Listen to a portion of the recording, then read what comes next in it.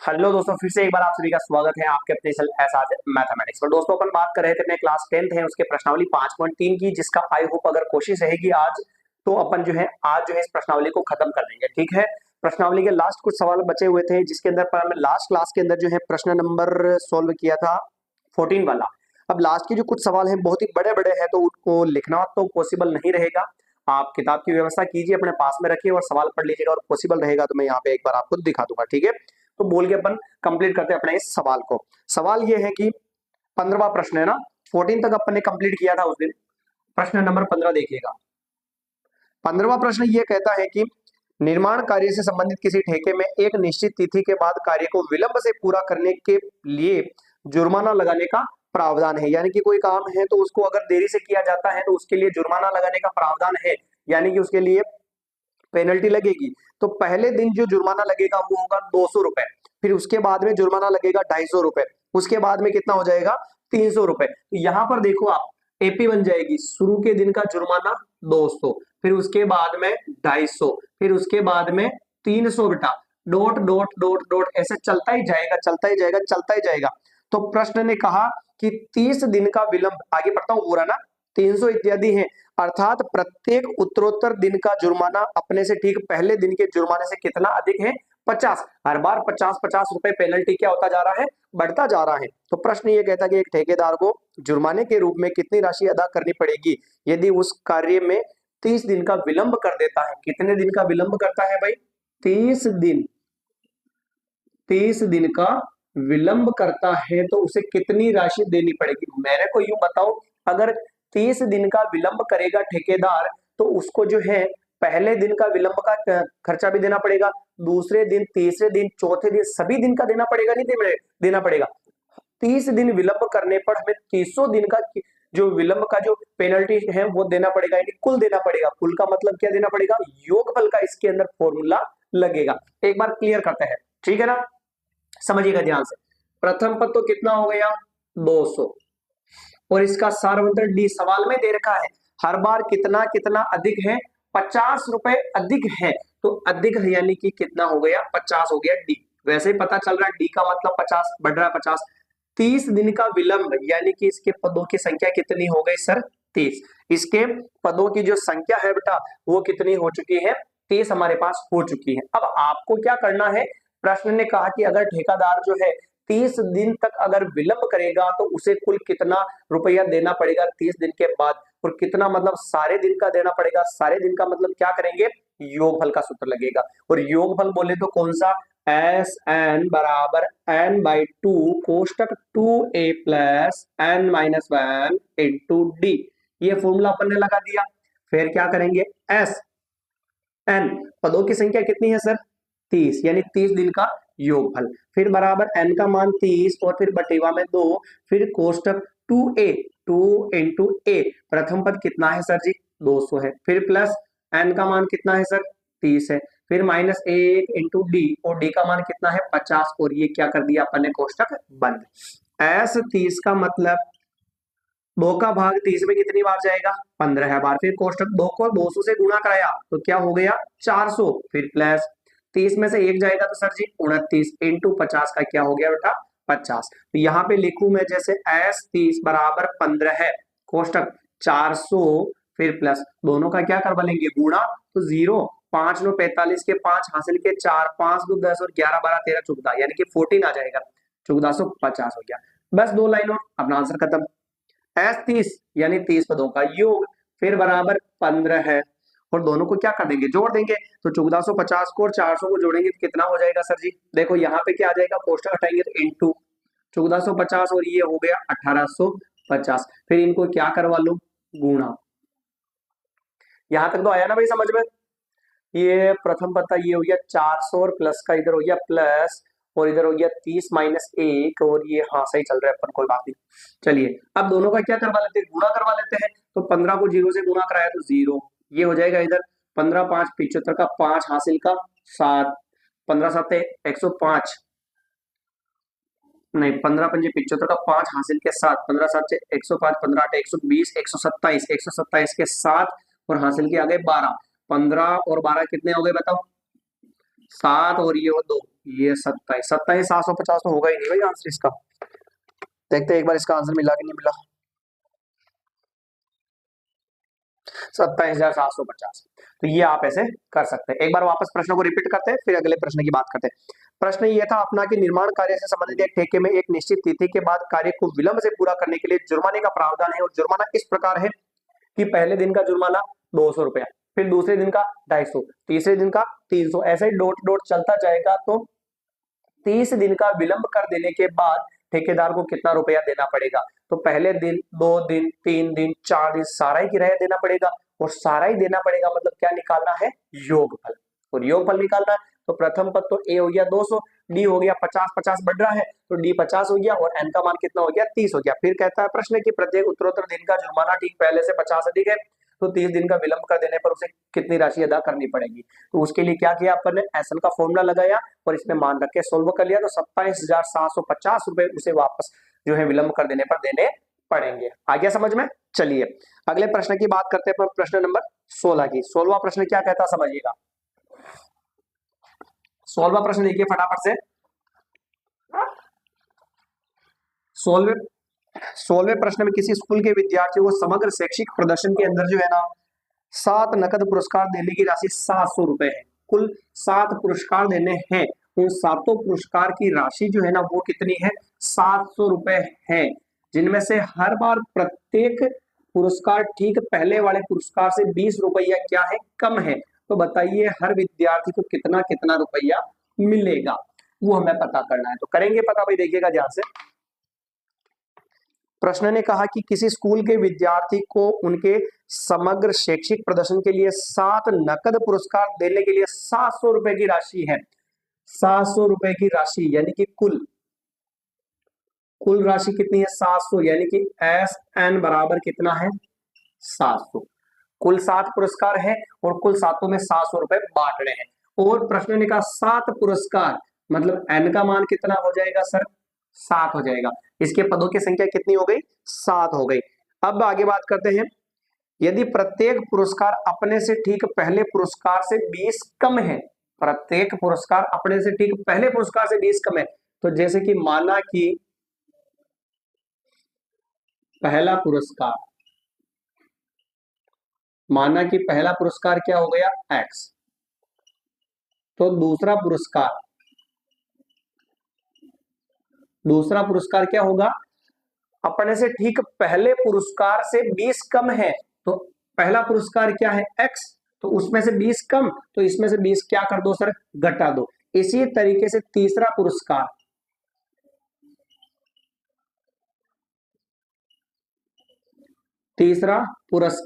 ठीक पहले वाले से 20 कम है, तो तीसरे से ठीक पहले वाला कौन है? दूसरा, यानी कि दूसरे से 20 कम है तो x माइनस 20 तो था दूसरा, और उसमें से और 20 कम, तो ये और 20 कम कर लिया। तो x जब दोनों ही संख्याएं माइनस की हो तो चिन्ह माइनस का संख्या जुड़ जाएगी तो 40 हो जाएगी। कोई दिक्कत है क्या भाई? उसी तरीके से चौथा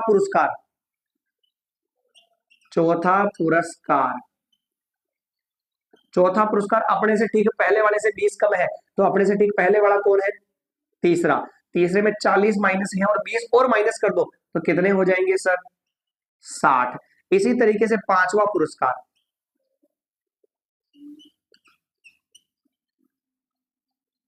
क्या होगा? x, फिर और 20 कम कर दो तो कितना हो जाएगा? 80। फिर छठा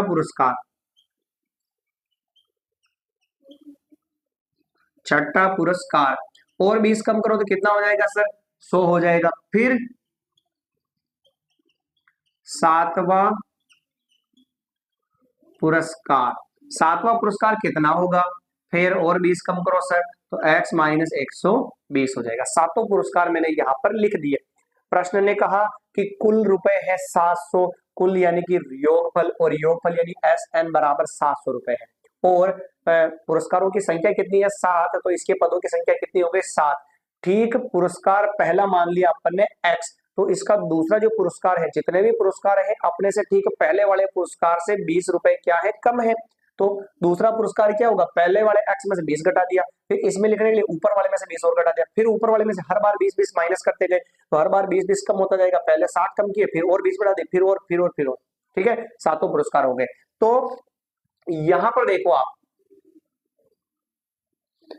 शुरू वाला प्रथम पद कितना हो गया x, डी कैसे निकालेंगे A2 माइनस A1, तो यहां पर देखो d बराबर A2, दूसरे नंबर का पद यानी दूसरा पुरस्कार कितना है x माइनस 20, फिर माइनस का माइनस A1, A1 कितना है सर x है, बताओ x है तो x कट गया, तो d बराबर क्या हो गया माइनस का 20, तो इसका सारवंतर कितना हो गया माइनस का 20 हो गया।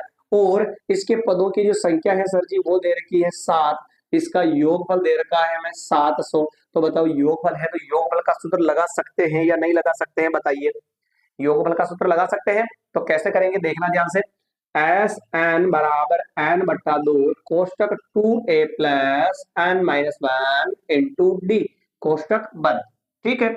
एस एन योगफल कितना है सर डायरेक्ट 700 है, तो ये 700 लिखा, बराबर एन का मान कितना है, पदों की संख्या सर 7 है तो 7 लिखा, फिर बटेवा में कितना चलेगा बेटा 2 चलेगा, ये कोष्टक लगाया मन ने 2 इंटू ए का मान कितना है डायरेक्ट ही पता चल रहा ना, ए का मान कितना है प्रथम पद x है, यहाँ पे क्या लिखा 2 इंटू एक्स, फिर प्लस n माइनस 1, n का मान कितना है 7, फिर माइनस 1 इंटू डी, और डी का मान कितना है सर देखो माइनस का 20 आ रहा है, यहाँ पे कोष्टक में क्या लिखेंगे माइनस के 20 लिखेंगे, फिर कोष्टक बंद कर दिया, तो ये बटे वाला कहाँ चला जाएगा इंटू में, और इंटू वाला कहाँ आ जाएगा बटेवा में, तो बराबर में क्या बचा 2 इंटू एक्स 2x, फिर प्लस 7 में से ये गया तो 6, और इंटू माइनस का 20 बचा, बोलो कोई दिक्कत है क्या भाई, बटेवा वाला तो चला गया इंटू में और इंटू वाला चला गया बटेवा में, कोष्टक हटा दिया 2 इंटू एक्स 2x हो गया, 7 में से ये गया 6 आ गया, माइनस का 20 चल रहा है, फिर 7 से काटा 700 को कितनी बार कटेगा सर 100 बार, 100 को गुणा कराया 2 से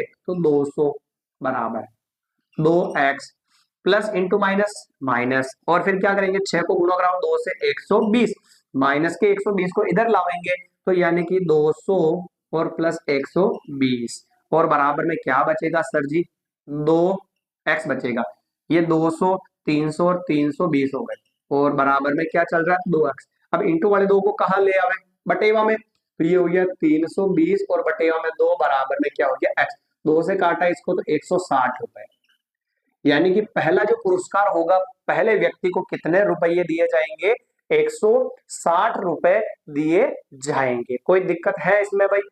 सबसे पहले तो अपन ने क्या किया कि भाई योगफल दे रखा है 700 रुपए, टोटल पदों की संख्या 7 पुरस्कार है, पहला पुरस्कार x माना, फिर दूसरे पुरस्कार के लिए क्या करेंगे प्रश्न निकाल के, ठीक पहले पुरस्कार से 20 रुपए कम होगा, तो ठीक है पहला पुरस्कार x है तो उसका दूसरा पुरस्कार क्या होगा x में से 20 घटा दो, फिर एक और कम होगा, फिर 40 घटा दो, फिर 60 घटा दो, सातों पुरस्कार निकाल लिए, और ए एन और एस एन और डी की वैल्यू निकालने के बाद जो है एस एन में फॉर्मूला रखने के बाद x का मान कितना आया 160, यानी कि अब ये तो हो गया कंप्लीट, अब आगे लिख रहा हूं मैं ना, यानी कि यहां पर जो है पहला पुरस्कार कितना हो गया 160, ठीक है, ये वापस वहां पे मत लिखना नीचे लिखोगे यहाँ पे आप आंसर में, अतः पहला पुरस्कार x बराबर 160, फिर दूसरा पुरस्कार x माइनस 20, x का मान कितना है 160 माइनस क्या हो गया 20, तो आंसर कितना आएगा भाई, ये आ जाएगा अपना 140, फिर अगला आ जाएगा अपना, ऐसे 20 कम कर दोगे ना, 160 आया 140 आया, फिर 120 आएगा, फिर 100 आएगा, फिर 80 आएगा, फिर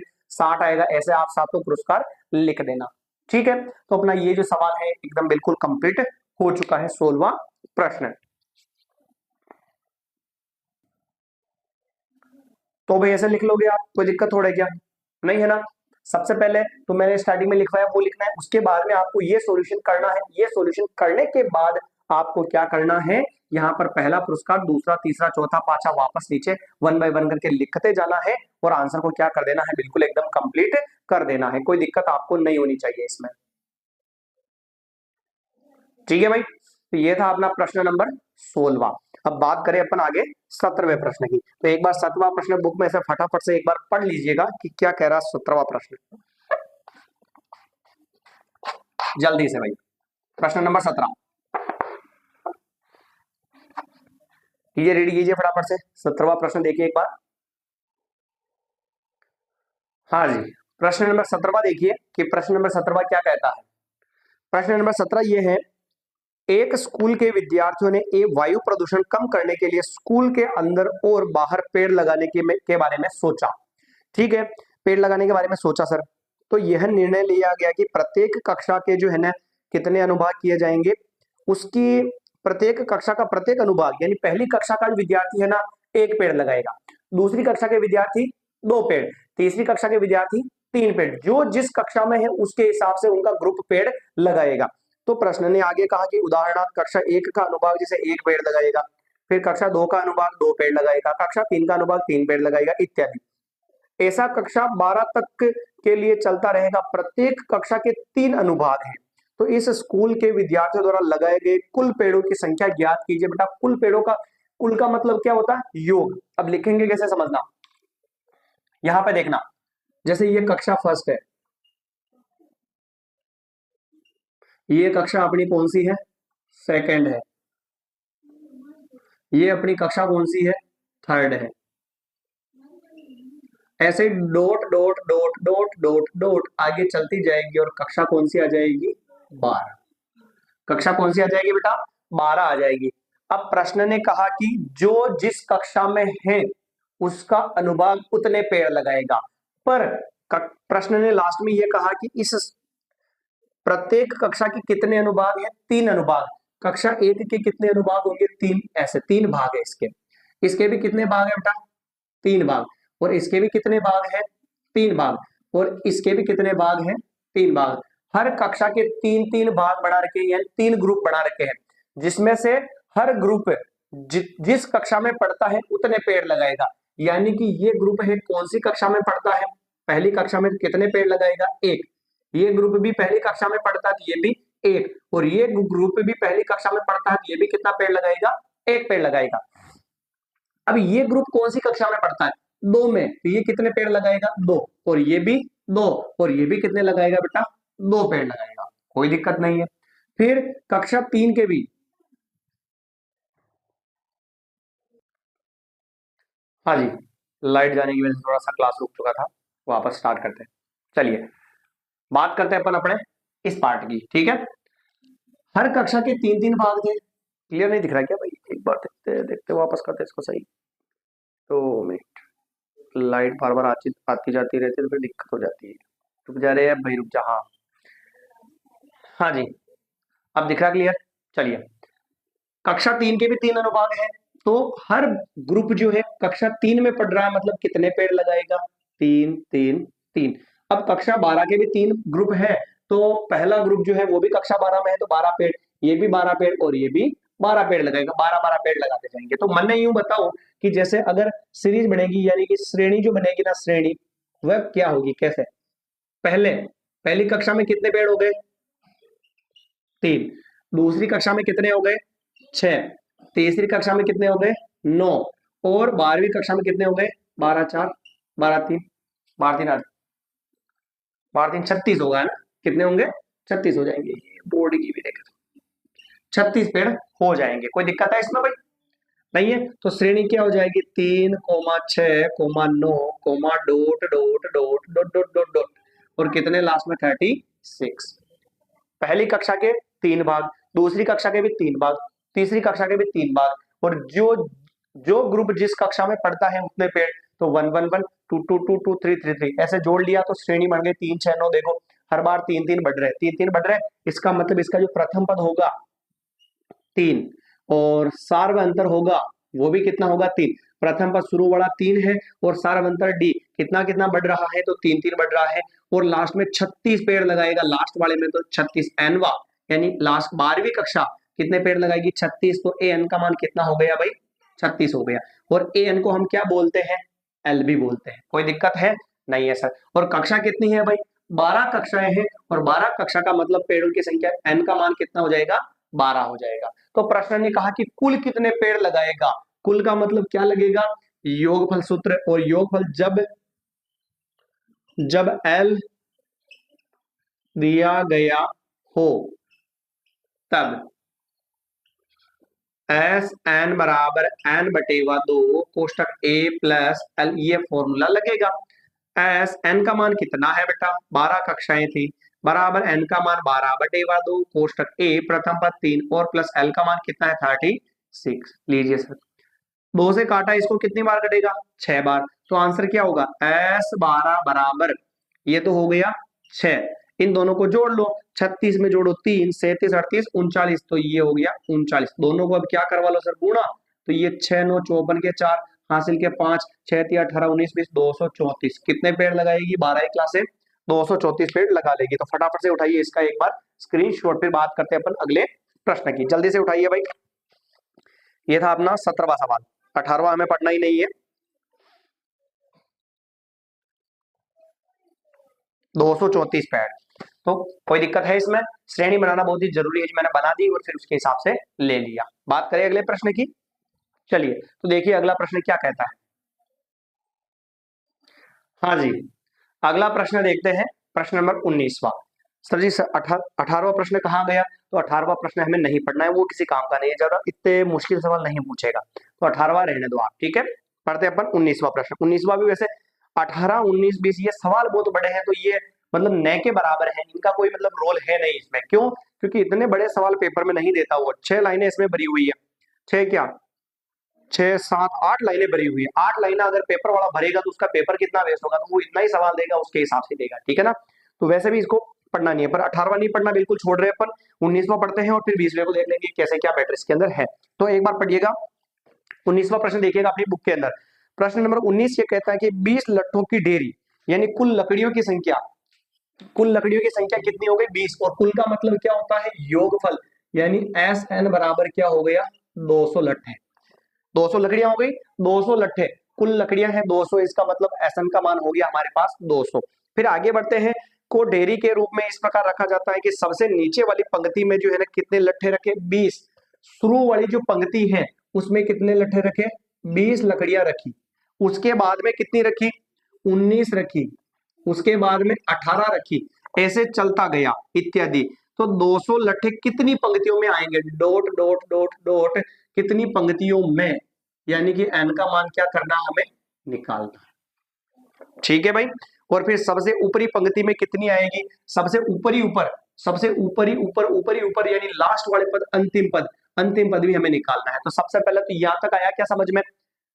कुल लकड़ियां 200, कुल का मतलब योगफल तो SN बराबर 200 हो गया। फिर फर्स्ट वाली पंक्ति में 20 है, फिर 19 है, फिर 18 है, फिर dot dot dot dot dot dot, और लास्ट में कितने पद हो गए? N पद हो गए, ठीक है। यानी कितने पद, कितनी पंक्तियां होगी, तो हम मान रहे कितनी पंक्तियां होगी? N पंक्तियां हो जाएगी। यहाँ पे देखो आप, A का मान तो कितना हो गया? 20। फिर N की जगह क्या है? N ही हमें निकालना है। SN कितना हो गया सर जी हमारे पास? 200। फिर क्या चाहिए? D। डी का फॉर्मूला A2 माइनस क्या होगा sir? A2 minus AN, A1, और D बराबर A2, दूसरे नंबर का पद कितना है? 19, माइनस A1 कितना है भाई? ये गलत हो गया। A2 का मान कितना? 19 है, और माइनस का माइनस, और A1 का मान कितना है सर? 20 है। ये लीजिए सर 20 लिख दिया अपन ने। फिर यहाँ पे देखो D बराबर 20 में से 19 जाएगा तो एक और बड़ी संख्या 20, उसके पहले क्या है? माइनस। तो D का मान जो है वो कितना हो चुका है सर? -1 हो गया। बताओ यहाँ तक किसी को कोई दिक्कत है? नहीं है सर। चलिए ये D का मान हो गया। अब फॉर्मूला नाम किसका? या SN का। तो फॉर्मूला SN बराबर n बटेगा 2 कोष्टक 2a plus n minus 1 into D. ये फॉर्मूला आपने लगा दिया सर। अब लगा दिया तो मान रखो इसमें SN का मान कितना है सर? 200 बराबर n का मान नहीं है, बटेवा में 2, कोष्टक 2 इंटू ए, प्रथम पद कितना है सर? 20 है, फिर plus n minus 1 into D, D का मान कितना है? -1। ये और ये कोष्टक बंद कर दिया। बटेवाड़ा कहाँ चला जाएगा? इंटू में। तो ये लीजिए सर, बटेवाड़ा गया इंटू में, तो ये हो गया 200 इंटू 2, फिर बराबर में n, फिर कोष्टक 2 इंटू 20 कितना होगा सर? 2 इंटू 20 कितना होगा? 40 हो जाएगा। ये मैंने 40 लिखा। फिर इधर प्लस n माइनस 1, -1 को गुणा करवाते हैं n से, तो क्या हो जाएगा? माइनस का n। फिर -1 को -1 से गुणा कराएंगे तो क्या हो जाएगा? प्लस का 1। तो लीजिए सर 2 इंटू 200 तो हो गया 400। फिर से जा चुकी अपनी लाइट, तो एक बार वेट करते हैं कि कितना टाइम लगेगा लाइट आने में। हाँ जी, तो अपन देखते हैं इसको कैसे सोल्व करना आपको। तो यहाँ पर जैसे कि 200 इंटू 2 आ गया, तो ये हो गया अपना 400। फिर बराबर का क्या हो जाएगा? बराबर। अब गुणा करवाइए अंदर, जैसे पहले इसको सोल्व करो। बाहर तो चल रहा है n, ये n है ना, यहाँ पे अपन ने लिखा n, फिर कोष्टक 40 और एक कितना हो जाएगा 41 और माइनस का क्या बचेगा इधर n बचेगा। यहां तक आ गया समझ में। अब क्या करेंगे सर यहाँ पे तो 400 है और अंदर गुणा करवा लो, तो n को अंदर गुणा करवाएंगे तो कितना हो जाएगा 41n और n को n से गुणा कराएंगे तो माइनस का n स्क्वायर। ABCD वाले सारे पदों को एक साइड में ले लेंगे अपन, सभी को साइड में ले लेंगे तो क्या आएगा इधर तो आएगा 400 माइनस का n स्क्वायर इधर आएगा किसका हो जाएगा प्लस का, नहीं इसको डायरेक्टली वैसे लिखो, सबसे पहले माइनस n स्क्वायर को इधर ले रहे हैं अपन तो किसका हो जाएगा प्लस का, फिर 41n को इधर ले रहे हैं अपन किसका हो जाएगा माइनस का, और फिर प्लस के क्या आ जाएंगे इसमें 400 और फिर बराबर में क्या आ जाएगा 0। ठीक है भाई, ये इक्वेशन अपनी बन गई। अपन ने क्या किया माइनस के n स्क्वायर को इधर ला दिया और प्लस के 41n को इधर ला दिया, माइनस में हो गया, प्लस के 400 पीछे लिख दिया और बराबर में कुछ नहीं बचा तो क्या लिख दिया 0। बताओ ये एक द्विघात समीकरण बनी कि नहीं बनी सर, बन चुकी है। और द्विघात समीकरण को हल करने के दो तरीके बताए थे, एक तो गुणनखंड विधि और एक श्रीधराचार्य विधि बताई थी। ठीक है, हम लगा देते हैं इसके अंदर गुणनखंड विधि, आगे कुछ भी नहीं है गुणा में, तो क्या मान लेंगे एक फर्स्ट वाली संख्या को लास्ट वाली से गुणा कराओ, 1 × 400 आएगा कितना बेटा 400। 400 के गुणनखंड निकाल लो सर, यहाँ पे ये निकाल लिए, 2 का भाग लगाया 200 बार, फिर 2 का भाग लगाया 100 बार, फिर 2 का भाग लगाया 50 बार, फिर 2 का भाग लगाया अपन ने 25 बार, फिर 5 का लगाया 5 बार और फिर 5 का भाग इसमें लगा दिया अपन ने 1 बार। तो यहाँ पे देखो 5 × 5 कितना होगा भाई 25 होगा, और इधर गुणा करा 2 × 2 4, 4 × 2 8 और 8 × 2 कितना हो गया 16 है। अब चेक करते हैं कि 41 आ रहा कि नहीं आ रहा है, तो 6 और 5 कितना हो गया 11 का एक हासिल का एक, ये आ गया 41 आया भाई।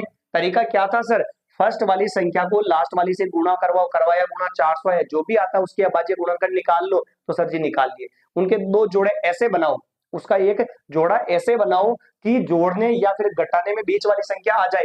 तो हमने क्या किया 5 × 5 25 ले लिया और 2 × 2 4, 4 × 2 8 और 8 × 2 कितना हो गया 16 ले लिया। तो दोनों को जोड़ रहे तो 41 आ रहा और सर जी 41 चाहिए हमें, पर यहाँ पर विशेष बात यह है कि 41 किसका चाहिए सर माइनस का चाहिए, तो इसलिए दोनों संख्याओं को किसके ले लेंगे माइनस की। जब दोनों ही संख्याएं माइनस की हो जोड़ बाकी में तो चिन्ह माइनस का आ जाता है और संख्याएं जुड़ जाती है तो दोनों को जोड़ा तो 41 हो गया। ऐसा होने की स्थिति में फिर क्या करेंगे सर, फर्स्ट वाली संख्या वैसे की वैसी, मतलब n की घात 2 1 लिखना जरूरी नहीं है, और बीच वाली संख्या हटेगी और उसकी जगह आएगा माइनस का तो 16 और उसके साथ में n और माइनस का 25 और उसके साथ में भी n, और फिर क्या चल रहा है प्लस का 400 और बराबर में 0। आया समझ में। अब देखना ध्यान से आप, यहां पर इसके कितने गुणनखंड हो गए, कितने भाग हो गए, कितने पद हो गए इसके वो बताओ, 4 पद हो गए ना। 4 पद होने पर क्या करेंगे, सबसे पहले तो अपन उसके टुकड़े लिखेंगे। टुकड़े कैसे, n की घात सर 2 है तो n को कितनी बार लिखेंगे गुणा में 2 बार, n × n, फिर माइनस 16 को मैं लिखूं यहाँ पे 2 × 2 × 2 × 2 × n, फिर माइनस 25 को 5 × 5 × n, फिर प्लस 400 का 2 × 2 × 2 × 2 × 5 × 5 और बराबर में क्या चल रहा है 0।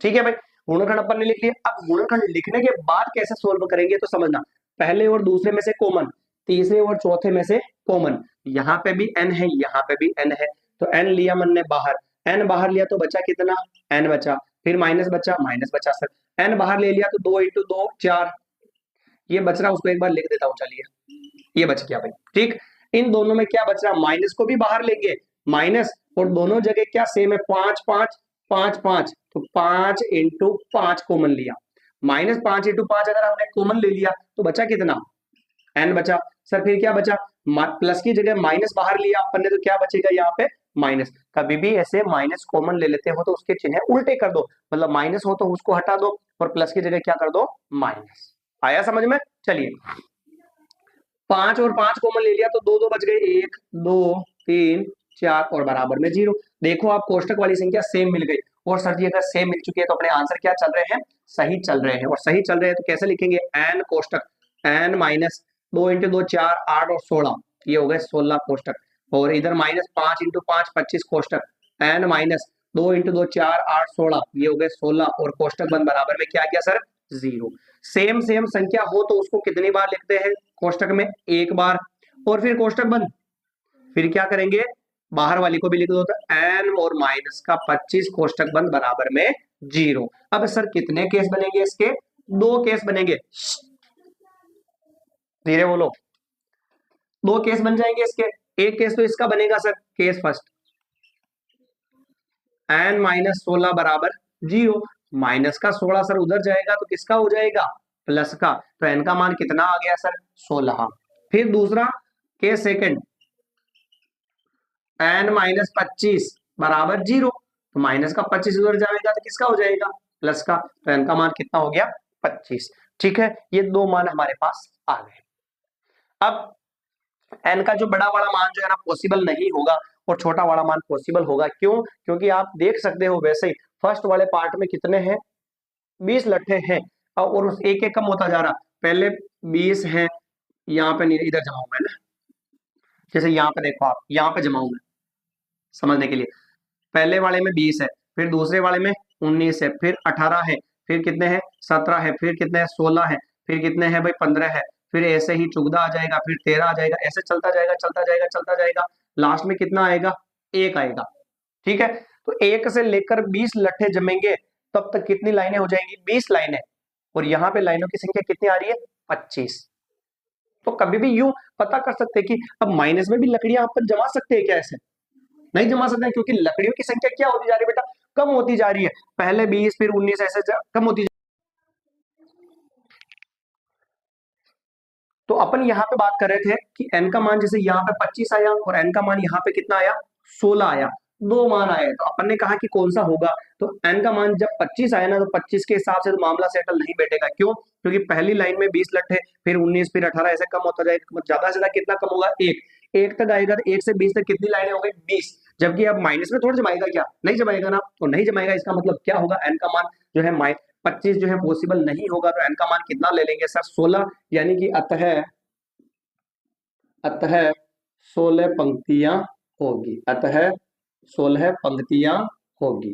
तो n का मान कितना हो गया सर? 16 हो गया। 16 पंक्तियां हो गई। फिर इसके बाद में जो है यहाँ पे प्रश्न ने अपने को और भी कहा कि सबसे ऊपरी पंक्ति में जो है कितने पद लट्ठे होंगे? सबसे ऊपरी पंक्ति में कितने लट्ठे होंगे? तो यहां पर देख सकते हो आप, सबसे ऊपरी पंक्ति का नाम लिया।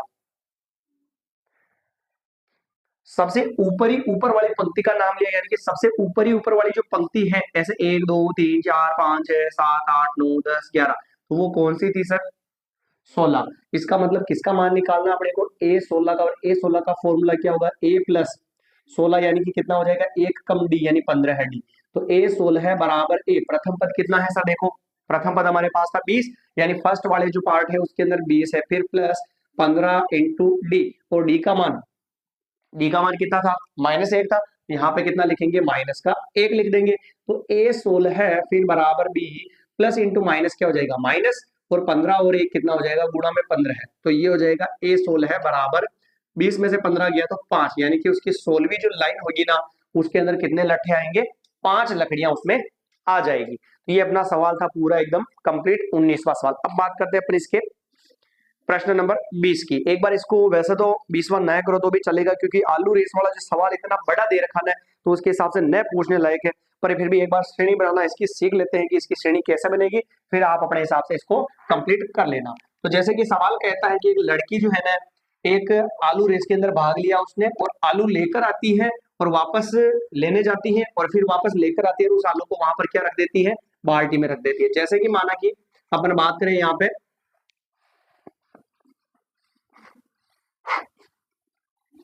देखना ध्यान से,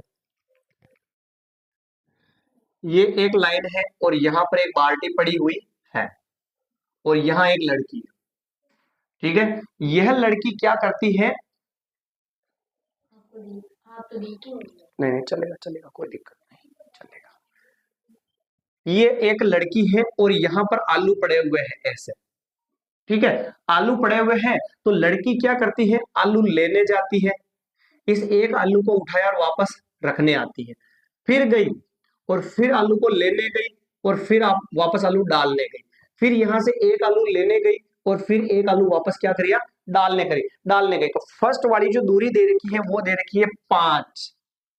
ठीक है, और ये वाली दे रखी है 3 और ये वाली दे रखी है 3 और आगे भी 3 3 3 दे रखी है। तो मेरे को ये बताओ, जब लड़की यहां से आलू लेने आएगी तो कितनी दूरी तय करेगी? 5। और वापस आलू लेकर जाएगी तो फिर भी दूरी कितनी तय करेगी? 5। तो 5 और 5 कितना हो गया सर? 10। 10 हो गया। फिर लगाते हैं कोमा।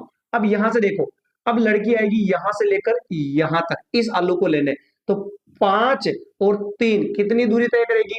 8 तो आने में और 8 वापस जाने में, तो 8 और 8 कितना हो गया? 16। फिर इसके बाद में अगला, यहां पे आएगी लड़की लेने आलू, तो यहां से लेकर यहां तक आई, तो देखना 5 3 8 और 3 कितना हो गया? 11।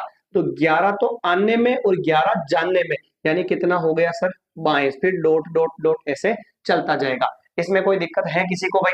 नहीं है ना? अपन ने कहा ना भाई, लड़की ने जो है 5 मीटर आई आलू लेकर गई, फिर वापस 5 मीटर वापस डालने भी दौड़ेगी, तो 5 और 5 कितना हो गया? 10। फिर 5 और 3 8, दूसरा आलू कितनी दूरी पर है? 8। तो 8 मीटर तो उसको आने में लगेगा और 8 मीटर वापस जाने में लगेगा, तो 8 और 8 कितना हो गया? 16। तो ऐसे सबको डबल करके एक अपन ने क्या बना लिया? एक श्रेणी बना ली। तो प्रश्न ने कहा कि दूसरा आलू उठाने के लिए ये लास्ट में दे रखा है कुल कितनी दूरी दौड़ेगी, और कुल, कुल का मतलब क्या होता है? आलू यहाँ पर दे रखा बाल्टी में उठाकर डालती है, ऐसा तब तक करती है जब तक कि आलू सभी बाल्टी में न आ जाए। और यहाँ पर दे रखा 10 आलू, आलूओं की संख्या कितनी है भाई? 10 आलू दे रखा है। कितने आलू दे रखे हैं? 10 आलू दे रखे हैं। तो पदों की संख्या n तो हो गया 10 और प्रथम पद हो गया हमारे पास 10, और इसका जो d है वो कितना हो जाएगा? 16 में से 10 गया तो कितना बचेगा सर? 6 बचेगा। d 6 हो गया। तो योगफल s n बराबर n बटेवा 2 कोष्टक 2a plus n minus 1 into D. ये फॉर्मूला अपन ने लगा दिया। उसने कहा ना कुल कितनी दूरी दौड़ेगी, कुल कितनी, और कुल के लिए क्या लगता है? एसएन लगता है, तो लगा दिया अपन ने।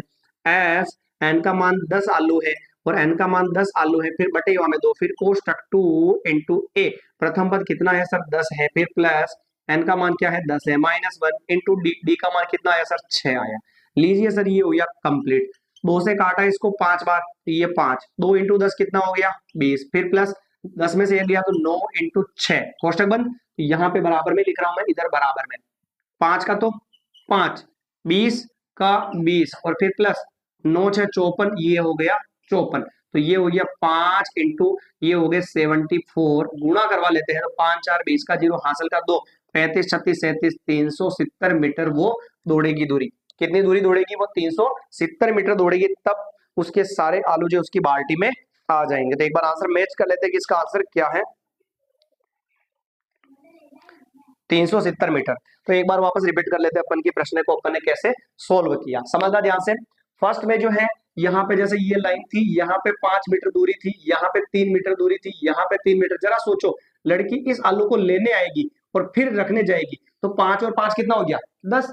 फिर इस आलू को लेने आएगी तो 5 और 3 कितनी दूरी दौड़ेगी? 8, और वापस इसी को रखने जाएगी तो 8 और 8 कितने हो गए? 16। अब पता नहीं लड़की ऐसा क्यों कर रही है भाई, हर बार एक ही बार में सारे आलू लेकर जा सकती है, पर वो क्या करेगी? दिमाग से पैदल है तो हर बार एक आलू लेकर, हर बार एक आलू लेकर जाएगी, तो हर बार वो डबल डबल दूरी दौड़ेगी। उसके हिसाब से ये अपनी श्रेणी बन जाएगी। 10 आलू थे तो पदों की संख्या 10 हो गई, कुल कितनी दूरी दौड़ेगी, इसलिए अपन ने एसएन का फॉर्मूला लगाया और यहाँ पर एन का मान ने योगफल का मान अपन ने निकाल लिया। तो वैसे ज्यादा ये लास्ट वाले 3-4 सवाल जो खास नहीं इतने, क्योंकि सवाल बहुत बड़े हैं। तो अगर आपको वीडियो अच्छा लगा, क्लास अच्छी लगी हो, तो आप वीडियो को लाइक कमेंट और शेयर कीजिएगा और चैनल को सब्सक्राइब कर दीजिएगा। मिलेंगे अपन अगली नई क्लास के अंदर, जिसके अंदर जो है अपन पढ़ेंगे प्रश्नावली नंबर 6 त्रिभुज, जिसके अंदर अपन समरूपता वाले और आधारभूत समानुपातिता प्रमेय वाले जो सवाल होंगे वो सभी को सोल्व करेंगे। ठीक है दोस्तों, मिलेंगे नई क्लास के अंदर। धन्यवाद।